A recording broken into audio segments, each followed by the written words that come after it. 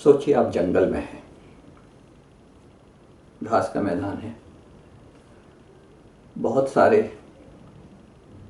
उसमें जानवर घास चर रहे हैं, हिरन, जंगली भैंसे और न जाने अनगिनत जानवर। बगल में शेरों का एक झुंड है। वह झुंड धीरे धीरे एक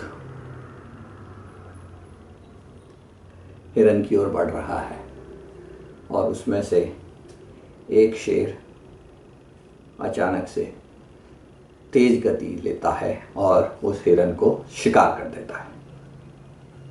आपका पहला रिएक्शन क्या होगा?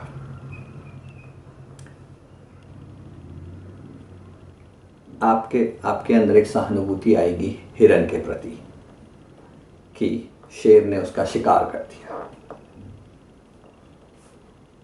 वो उसने सही नहीं किया।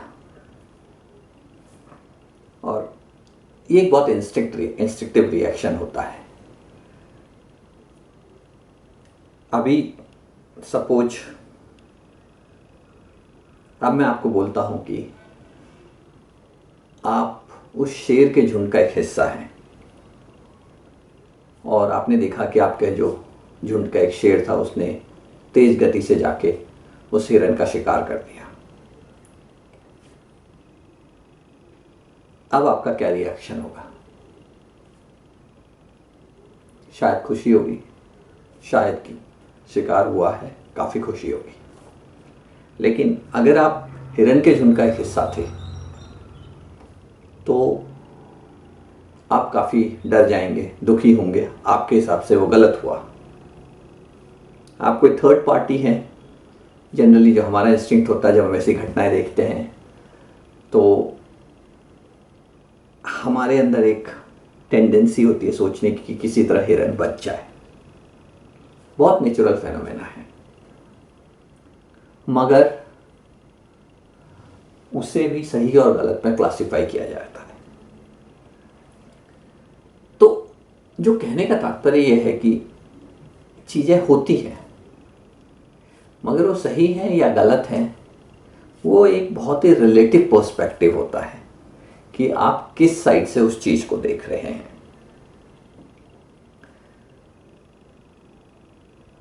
अगर आप किसी विचारधारा को मानते हैं या आप जिस भी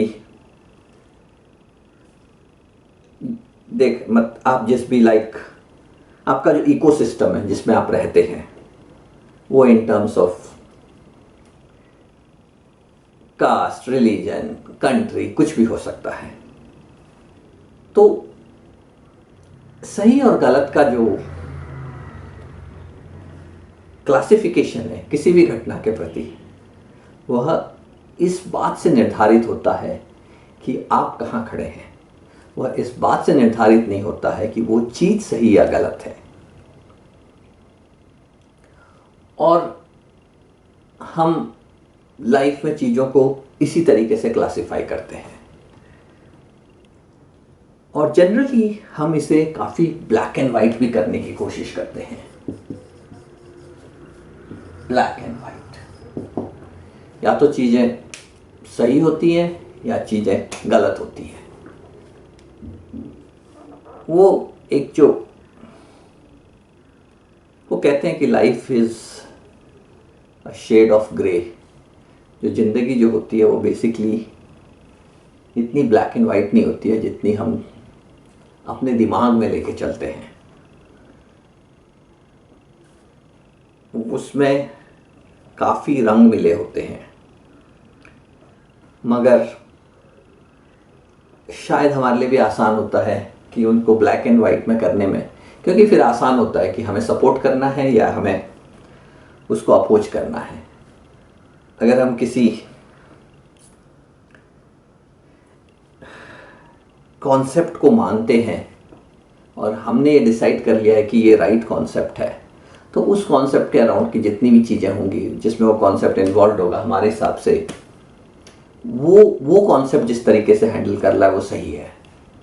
अब जैसे हम कह सकते हैं कि हम अगर किसी इंसान को फॉलो करते हैं आपने ये भी देखा होगा, जैसे बहुत सारे रिलीजियस गुरुज होते हैं जिनको बहुत सारे लोग फॉलो करते हैं, और उन लोगों के हिसाब से वो रिलीजियस गुरु जो भी करे वो सही होता है। They can't find any wrong in him. और अगर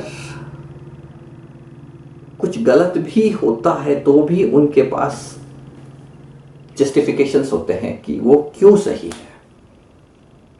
तो कहने का अर्थ ये था इस पूरे डिस्कशन का कि जो हमारी सही और गलत की डेफिनेशन होती है वो बड़ी रिलेटिव होती है। वो इस पे डिपेंड करती है कि हम कहाँ खड़े हैं। और कई बार अगर आपको एक बैलेंस्ड व्यू बनाना चाहते हो उन चीज़ों में, तो अपने खड़े होने की जगह को बदलिए। कई बार आप अपने को